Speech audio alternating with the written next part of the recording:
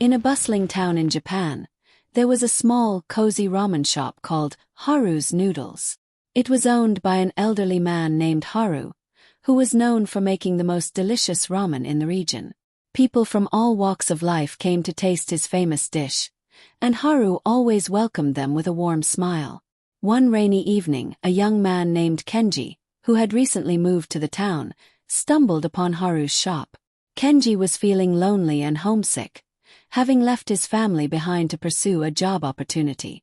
As he entered the shop, the aroma of simmering broth and fresh noodles lifted his spirits.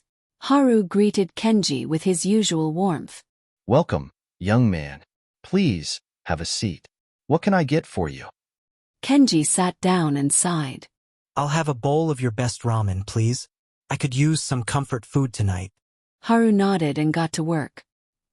He carefully prepared the broth, boiled the noodles to perfection, and added slices of tender pork, bamboo shoots, and a soft-boiled egg. As he served the steaming bowl to Kenji, he said, This is more than just food. This ramen is made with heart and soul. Kenji took a bite and immediately felt a sense of warmth and comfort. The flavors were rich and deep, and it reminded him of his mother's cooking. He felt a tear roll down his cheek, not from sadness, but from the overwhelming sense of connection and belonging that the ramen brought him. Over the next few weeks, Kenji became a regular at Haru's Noodles. He often stayed to chat with Haru, sharing stories of his hometown and listening to Haru's tales of the past.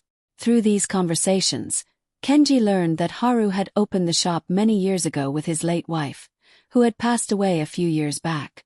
The shop was Haru's way of keeping her memory alive. One day, as Kenji was enjoying his ramen, he noticed a young woman sitting alone at the counter, looking as sad and lonely as he had felt on his first visit. Kenji approached her and introduced himself.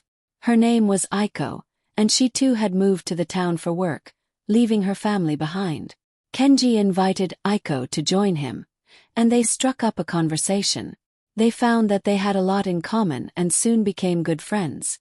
They started visiting Haru's shop together, and the three of them formed a bond over their shared love for ramen and their appreciation for Haru's kindness. As time passed, more and more people were drawn to Haru's Noodles, not just for the delicious food, but for the sense of community and friendship that flourished there.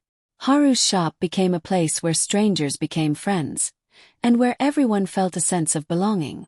One evening, as the shop bustled with happy customers, Haru stood back and watched with a smile. He realized that his ramen had done more than just fill hungry stomachs. It had brought people together and created lasting friendships. Kenji and Aiko, now best friends, approached Haru and thanked him. Your ramen has changed our lives. You've created a family here, and we are grateful. Kenji said. Haru nodded, his eyes twinkling. Ramen is more than just a dish. It's a symbol of love, connection, and the warmth of human relationships. I'm glad you found that here. Moral of the story. Food has the power to bring people together, creating bonds of friendship and a sense of community.